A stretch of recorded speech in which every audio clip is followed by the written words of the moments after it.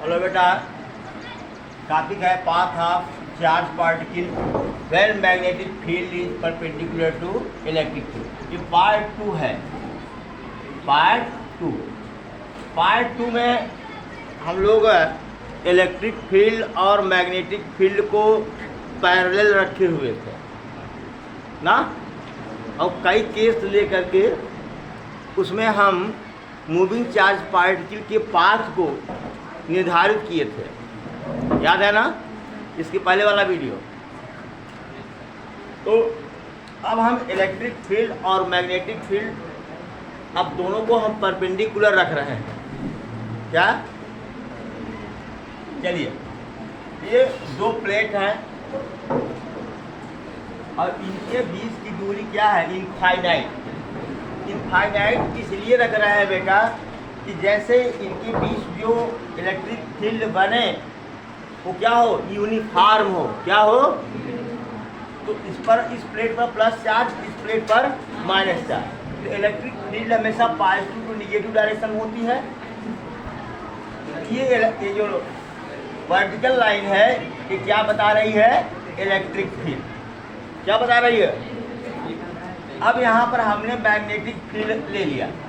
Magnetic field को कहाँ रखा है? Inward the green board. Inward the मतलब कि मैग्नेटिक फील्ड ऐसे है और अंदर तरफ, और इलेक्ट्रिक फील्ड ऐसे है। फिर प्लीज, मैग्नेटिक फील्ड ऐसे है अंदर तरफ और इलेक्ट्रिक फील्ड ऐसे है। देख रहे हो परपेंडिकुलर है कि नहीं है? अब क्या करते हैं हम कि एक चार्ज पार्टिकल को स्ट्रेट वी नॉट वेलोसिटी से प्रोजेक्ट करते हैं। मतलब ऐसे प्रोजेक्ट कर रहे हैं कि यह इलेक्ट्रिक फील्ड और मैग्नेटिक फील्ड दोनों के परपेंडिकुलर हो। ठीक है? तो यहाँ से काम करते हैं, तो यहाँ से ये मान लेते हैं कि ये प्लस वाई डायरेक्शन है और ये क्या है? माइनस वाई डायरेक्शन है। ठीक है बेटा?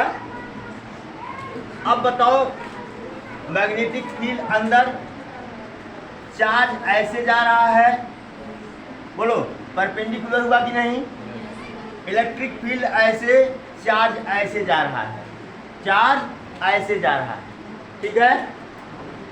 फिर से देख लो, मैग्नेटिक फील्ड अंदर की तरफ है, चार्ज यूं जा रहा है, परपेंडिकुलर हुआ कि नहीं? इलेक्ट्रिक फील्ड ऐसे, चार्ज यूं जा रहा है, परपेंडिकुलर हुआ कि नहीं? अब यहाँ पर एक बात यह है कि electric field is perpendicular to magnetic field. Okay, एक चीज। और जो वेलोसिटी है वी नॉट है, ये परपेंडिकुलर है electric field and magnetic field. ये दोनों के क्या है? ये परपेंडिकुलर है। अच्छा, अब ये जो चार्ज है, मान लीजिए इसका मास m है और इस पर जो चार्ज क्या है? q है, qm है, ये प्लस qm है। ओके बेटा? आपको पता है कि इलेक्ट्रिक फील्ड जो होती है वो पॉजिटिव चार्ज पर अपने ही डायरेक्शन में फोर्स लगाती है ना। तो एफ ई क्या होगा बेटा? एफ ई बराबर क्यू ई। क्यू ई, तो क्यू ई किधर लगेगा बेटा? नीचे की तरफ क्यू ई लगेगा। बोलो,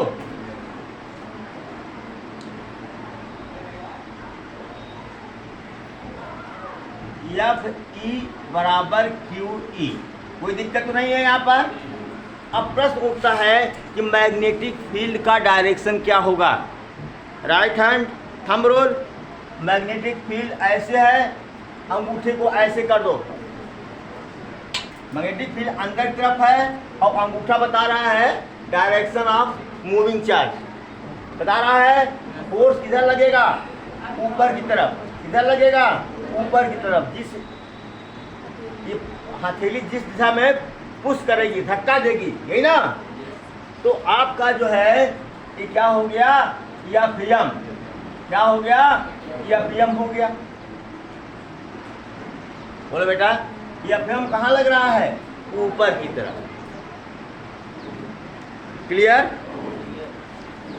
यानी एफबी बराबर क्या हो जाएगा, यहाँ पर अगर ये लगा दीजिए, वेक्टर बना दीजिए, यहाँ पर आपको लिखना होगा वर्टिकली डाउनवर्ड। क्या, वर्टिकली डाउनवर्ड दिख रहा है जी, हाँ, वर्टिकली डाउनवर्ड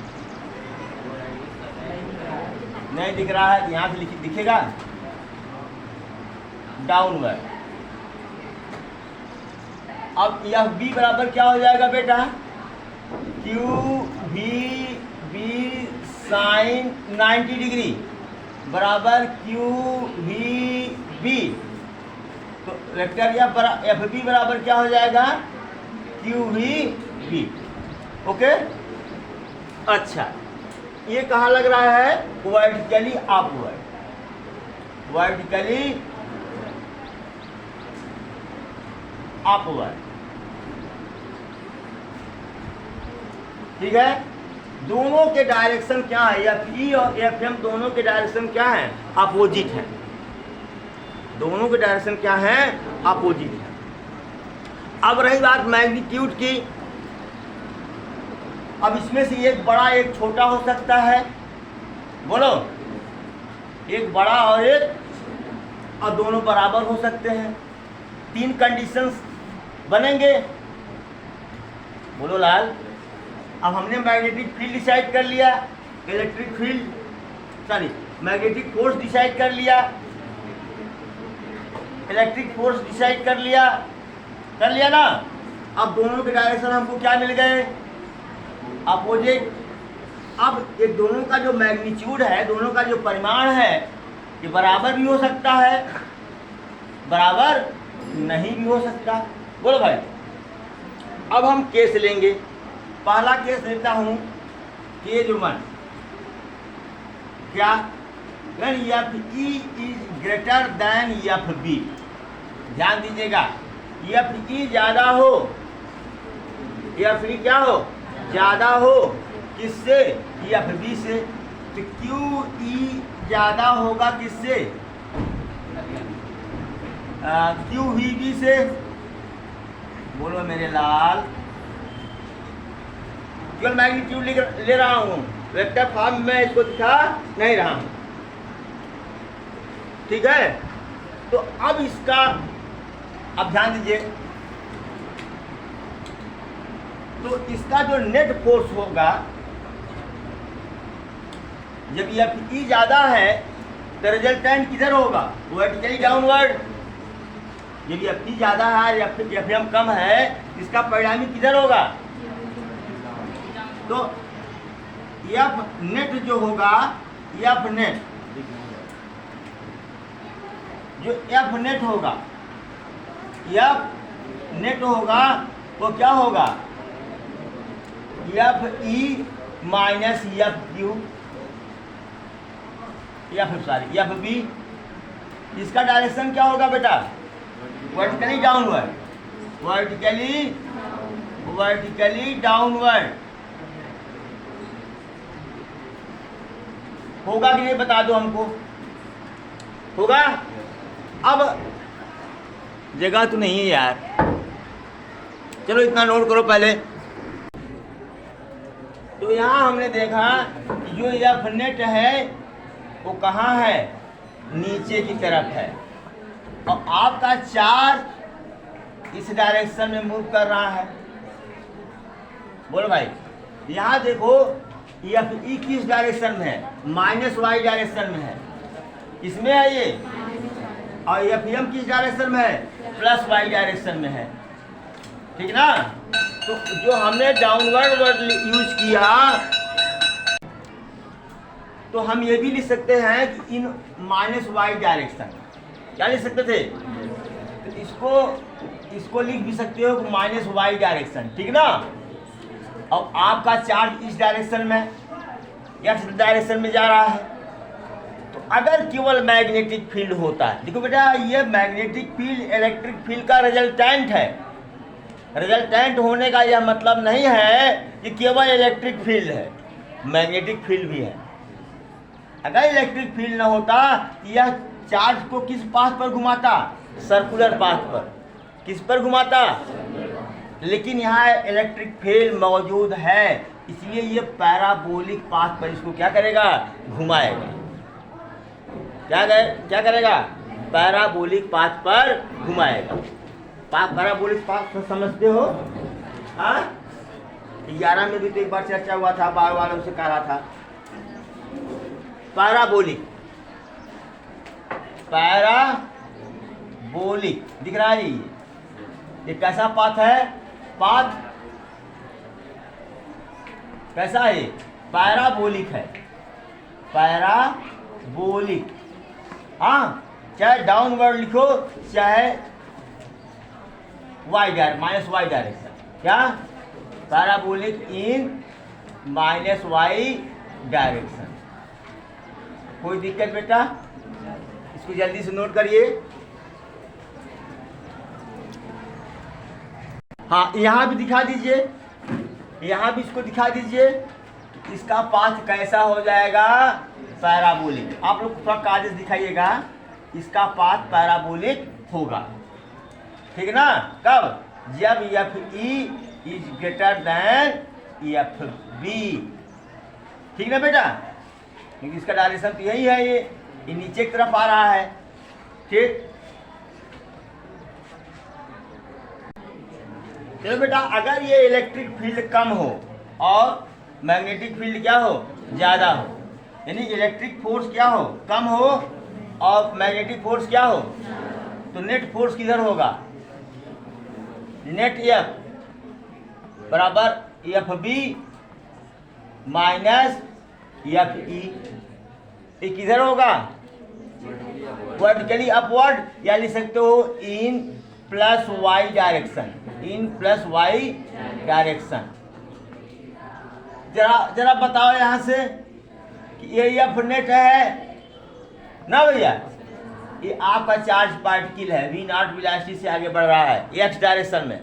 अब इसका पाथ क्या होगा, ऐसा होगा कि नहीं, क्या होगा ये, पैराबोलिक, क्या पैराबोलिक इन प्लस वाई डायरेक्शन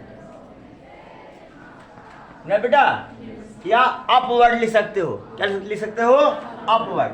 तब इसका पाथ क्या हो जाएगा, ऐसे।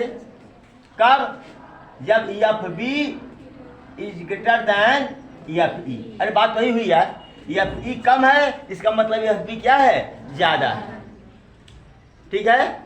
इसको भी नोट करें। थर्ड केस लेता हूं, जब एफ ई बराबर Q B, sorry F E बराबर एफ बी। एफ ई बराबर क्या होता है, क्यू ई या क्यू वी बी। तो क्यू का इनकाउंटर कर दो, यहाँ वी नॉट हो जाएगा, बोलो। तो वी नॉट बराबर क्या हो जाएगा, E upon B, E upon B. Okay, देखो यहाँ क्या क्या हो रहा है, E is perpendicular to B, एक केस हो रहा है ना। दूसरा, V not is perpendicular to E and V, E and B। तीसरा क्या हो रहा है, F E is equal to F B. क्या हो रहा है, तब आ रहा है कि V not is equal to E upon B, E upon B. जरा सोचो, अगर ये दोनों पाथ, दोनों फोर्स आपस में बराबर हो गए, एक दूसरे को निरस्त कर देंगे कि नहीं। इस पर कोई बाह्य बल लगा है क्या, चार्ज पार्टिकल पर। जब बाह्य बल नहीं लगा है तो न्यूटन फर्स्ट लॉ क्या कहता है, it will go with same velocity, उसी वेलोसिटी से चलता रहेगा ना। तब क्या होगा, charge will move on straight path, on straight path ना, with velocity v not is equal to E by B. अगर ये तीन कंडीशन फुलफिल हो रहे हैं तब वेलोसिटी जो है ई अपान वी, तब चार्ज पार्टिकल जो है ई अपान वी वेलोसिटी से स्ट्रेट पाथ पर मूव करेगा, सीधी रेखा पर चलेगा ना। The charge will move on straight path with velocity this much. आवेश इस वेग से, आवेश इस वेग से सीधी रेखा पर चलेगा। Note it please. अगर मैं यहाँ पर ध्यान दीजिएगा, सपोज करो किसी बॉक्स के अंदर मैग्नेटिक फील्ड है, इलेक्ट्रिक फील्ड है, अगर यहाँ एक छोटा सा स्लिट बना दूँ, क्या बना दूँ, ये बाहर आ जाएगा कि नहीं बता दो पहले। इस स्लिट को कहते हैं वेलोसिटी सेलेक्टर। क्या कहते हैं? Velocity selector. होता क्या है बेटा, कभी कभी हमको जो है एक निश्चित वेलोसिटी का चार्ज पार्टिकल चाहिए होता है कभी कभी ना, प्रयोग के लिए। विज्ञान का क्षेत्र बहुत लंबा है, तो जैसे मान लीजिए कि हमको एक ऐसे चार्ज पार्टिकल्स चाहिए जिसकी वेलोसिटी 10 मीटर पर सेकंड हो, सपोज करो ना। तो इसका मतलब कि ई अपान बी कितना आना चाहिए? 10 मीटर पर सेकंड। बोलो, होना चाहिए कि नहीं? जिसकी वेलोसिटी ई अपान बी यानी 10 मीटर पर सेकंड से कम होगी वो नीचे की तरफ भाग जाएगा, जिसका इससे ज़्यादा होगा ऊपर की तरफ भाग जाएगा, और जिसका इतना होगा वो सीधे सिर से निकलते हुए यहाँ आकर कलेक्टर में, संग्राहक में क्या हो जाएगा? इकट्ठा हो जाएगा। क्या हो जाएगा? बस समझ गए? यहाँ रोक लेंगे, जिसे हम लोग कहते हैं रोप लेंगे, रोपिए ना, रोपना शब्द है ना, वो कलेक्टर है, संग्राहक है ये। जैसे देखो कि ये रेडियो एक्टिविटी में ये बीटा पार्टिकल स्वतः निकलते रहते हैं। बीटा पार्टिकल क्या होते हैं? स्वतः निकलते रहते हैं। तो स्वतः निकलते रहते हैं तो क्या सबकी वेलोसिटी सेम होती है? नहीं। जितने बीटा पार्टिकल्स निकलते हैं सबकी वेलोसिटी अलग अलग होती है।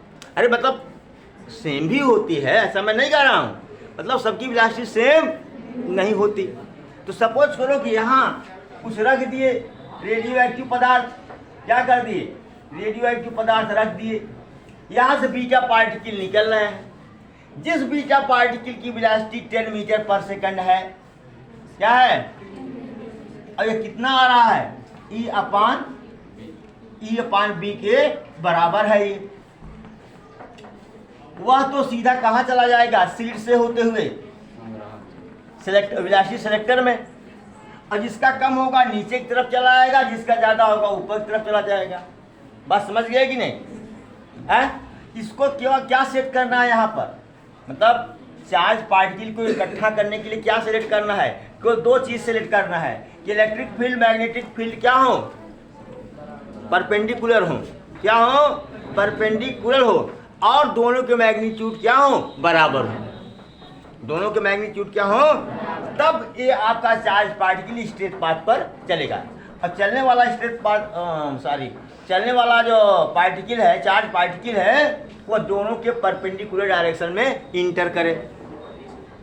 यही कंडीशन है ना, तब जाकर के यहाँ पर जो है चार्ज क्या हो जाएंगे? कलेक्ट हो जाएंगे। समझ गए? Note it. अब अगला चैप्टर आपका शुरू करेंगे हम, earth magnetism and magnetic material. Earth magnetism and magnetic material. Thank you so much for watching video.